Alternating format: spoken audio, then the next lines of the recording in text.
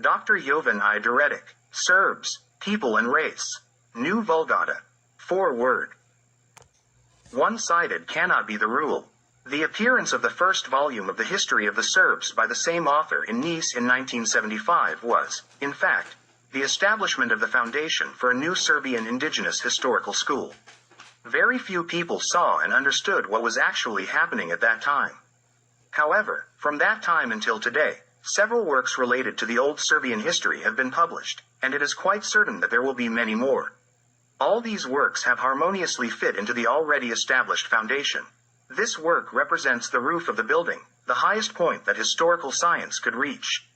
Now, with the achieved success, the question of the urgent reform of history teaching in schools is being raised. Since the current understanding of national history was based on a one-sided perspective on history, contrary, biased, and wrong in relation to historical reality, it must be discarded. Maintaining the current state through unscientific and violent methods can, in addition to causing multiple harm, only provoke mockery and ridicule. No literate person can allow themselves to be made a fool of, and even less so can a nation allow it. Dr. Jovan I. Deretic, from an early age, he desired to dedicate himself to the study of the history of the Serbs, and he read with special attention all historical books and articles he came across.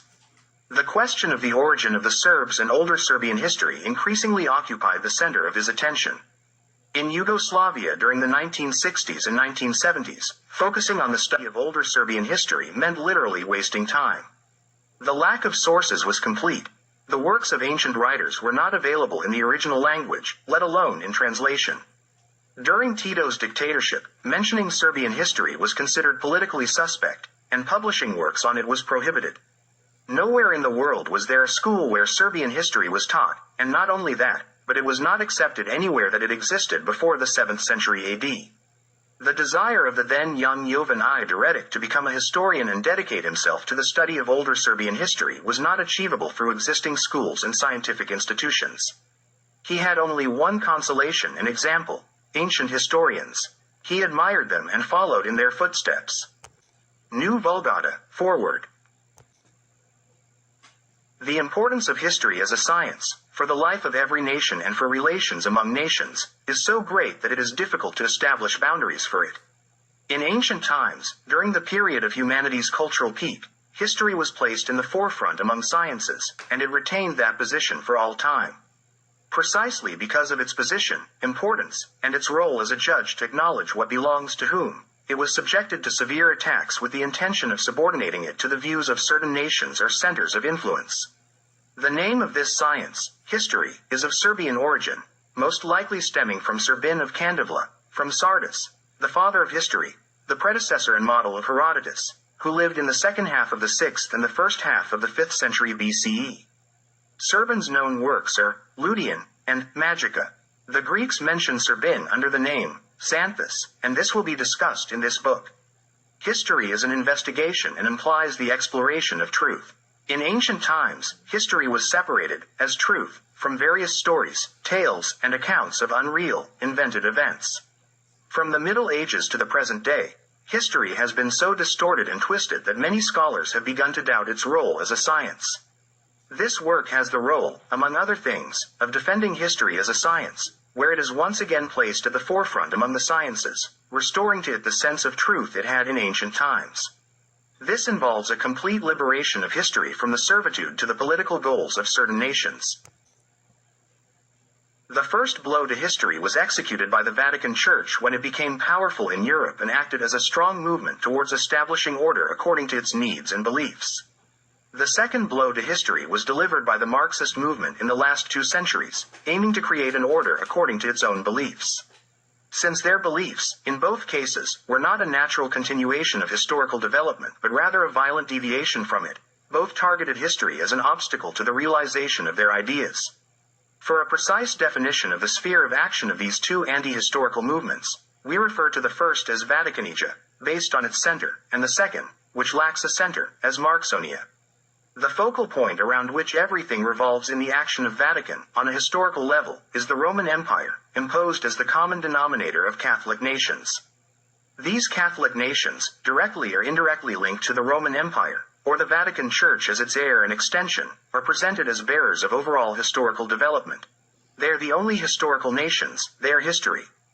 Beyond and despite this, nothing else is allowed to exist. There are no historical nations or history. The only exception is the Greeks, whom Vatican used as weapon number 1 to dismantle and conceal Serbian history. The anti-Serbian and anti-Slavic role of the Greeks, on a historical level, was so significant and important for Vaticanija that they elevated them to the status of a supernatural phenomenon of culture and education, presenting them as an island in a sea of barbarians. Ancient Europe was Serbian, both culturally, linguistically, and to a large extent ethnically. The Vatican Church, under the pretext of spreading Christianity, dismantled Serbianism and, on its ruins, created new states, nations, and its own new culture. The most severe blows to Serbianism were inflicted between the 8th and 14th centuries. The Vatican Church defended its newly created state vigorously, employing various means, including particularly pronounced censorship of ancient writers and everything that was published. And the Christianity it propagated, by sword and fire, was, above all else, far from true Christianity. King Dagobert of the Franks sent an envoy named Syker to King Samo around the year 625, requesting protection for his merchants in Samo's state. Syker, who, it seems, spoke the Serbian language, dressed in Serbian attire and thus appeared before King Samo, presenting Dagobert's request. Samo simply told Syker that everything would be in order if Dagobert wanted to establish and maintain an alliance with him. To this, Syker replied, "It cannot be that the servant of our Lord makes an alliance with dogs." Then Samo said, "Well, if that's how it is, as you say, that you are the servants of our Lord and we are dogs, this insult is punishable by death. What you are doing is not the will of our Lord. You are acting as bad servants, and it deserves vengeance." Then he threw him out. 146.ie.st.291. With the Christian faith came the assimilation of baptized nations.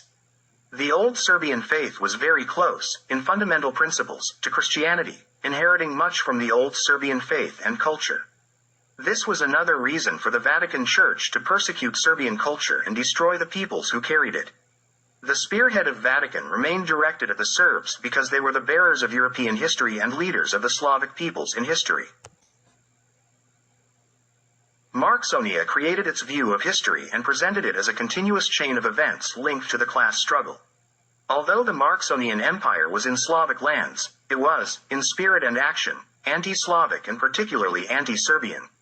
The first spear thrown at the Serbs came from Marx himself when he called them all derogatory names in his newspaper articles, ostensibly criticizing their uprising against the Turks, but essentially because they were fighting for their freedom from slavery. Serbian history could not, in any proportion, fit into Marxist views of history. These were two completely incompatible and contradictory entities. The excuses could be different, but the anti-Serb sentiment of Marxonia was constant. In the Soviet Union, the leading state of Marxonia, the Great Soviet Encyclopedia, served as the official measure of Marxonia's state and views.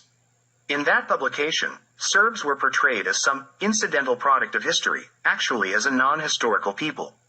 In the second edition of 1935, Serbs were given half a page, and Albanians a page and a quarter. Serbia was allotted space of 10 pages, and Albania 18 pages. This was the attitude toward us, a people whose ancient history and origins cannot be separated from theirs. Since Albanians, historically, are the poorest people in Europe, we took them for comparison.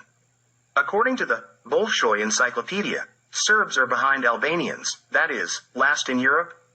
Between Vaticanija and Marxonia, we Serbs found ourselves between a rock and a hard place.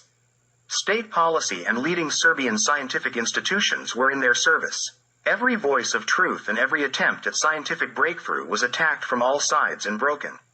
Therefore, this book is not just a good book, a high-level scientific historical work, it is more than that.